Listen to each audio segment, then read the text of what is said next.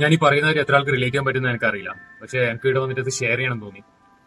നമ്മളെ വളരെ മോശമായിട്ടുള്ള അവസ്ഥയിലാണെങ്കിലും നമ്മളെ കുറച്ച് നല്ല സമയങ്ങളിലാണെങ്കിലും നമ്മുടെ ലൈഫിലേക്ക് വന്നിട്ട് വളരെ ഫേക്ക് ആയിട്ട് ബിഹേവ് ചെയ്യുന്ന കുറച്ച് ആൾക്കാരുണ്ട്. അതായത് നമ്മളുടെ അടുത്ത് ഒരു മോണിറ്ററി ബെനിഫിറ്റ് കിട്ടാനോ അല്ലെങ്കിൽ നമ്മളെ സമയം ഉപയോഗിക്കാൻ വേണ്ടിയിട്ടോ നമ്മുടെ എഫേർട്ട് എടുക്കാൻ വേണ്ടിയിട്ടോ അവർക്ക് നമ്മളെ കൊണ്ട് എന്തെങ്കിലും ഒരു ഉപയോഗം ഉണ്ടെങ്കിലോ അതിന് വേണ്ടിയിട്ട് മാത്രം നമ്മളെ അടുത്തേക്ക് ചില സമയങ്ങളിൽ കടന്നു വന്ന് ഇളിച്ച മോന്തയോടെ വന്നിട്ട് തേനെ പാല് ചക്കരെ മുട്ട എന്നെല്ലാം പറഞ്ഞ് വായിന്നെല്ലാം തേന് ഒലിക്കൊപ്പം അങ്ങനെ ചെയ്തിട്ട് കുറച്ച് നാൾ കഴിഞ്ഞിട്ട് നമുക്കറിയുന്ന ആൾക്കാരോട് തന്നെ നമ്മളെ കുറിച്ച് കുറ്റം പറഞ്ഞ് കുത്തിത്തിരിപ്പുണ്ടാക്കി കുത്തിക്കഴപ്പ് ഇങ്ങനെ ഇങ്ങനെ ഓസ്താൻ വേണ്ടി ജീവിക്കുന്ന കുറെ ആൾക്കാരില്ലേ.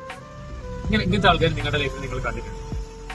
എനിക്ക് ഇങ്ങനത്തെ ആൾക്കാരോട് പറയാനുള്ളത്, നിങ്ങൾ കണ്ണാടിയിൽ എല്ലാ ദിവസവും നോക്കുമ്പോൾ നിങ്ങൾ നിങ്ങളുടെ മോന്ത തന്നെയാണോ കാണുന്നത്, അല്ലാതെ നിങ്ങൾ വേറെ ആരെങ്കിലും മോന്തയാണോ അവിടെ വെട്ടി വെച്ചിട്ട് കാണുന്നത്? നിങ്ങൾ ഹാപ്പി അല്ലേ നിങ്ങളുടെ ലൈഫിൽ നിങ്ങളെ കാണുന്ന സമയത്ത്?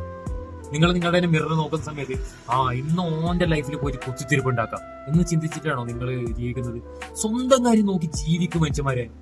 എന്തിനു മറ്റുള്ളവരുടെ ലൈഫിൽ കയറിയിട്ട് ഇങ്ങനെ കുത്തിത്തിരിപ്പുണ്ടാക്കി ജീവിക്കുന്നത്? മനുഷ്യന്മാരോട് കുറച്ച് റൂഡായിട്ട് ബിഹേവ് ചെയ്യാണ്ട് കുറച്ച് മനസ്സമാധാനത്തോടെ എല്ലാവരുടെ പ്രശ്നങ്ങളും സന്തോഷങ്ങളും എല്ലാം കേട്ട് ജീവിക്കുന്ന ഒരാൾക്ക് ഇങ്ങനത്തെ ഒരാൾക്കാർ വരുമ്പോൾ മനസ്സിലാവൂല, അവരെയും പ്രശ്നങ്ങൾ കേൾക്കാനേ തോന്നൂലൂ.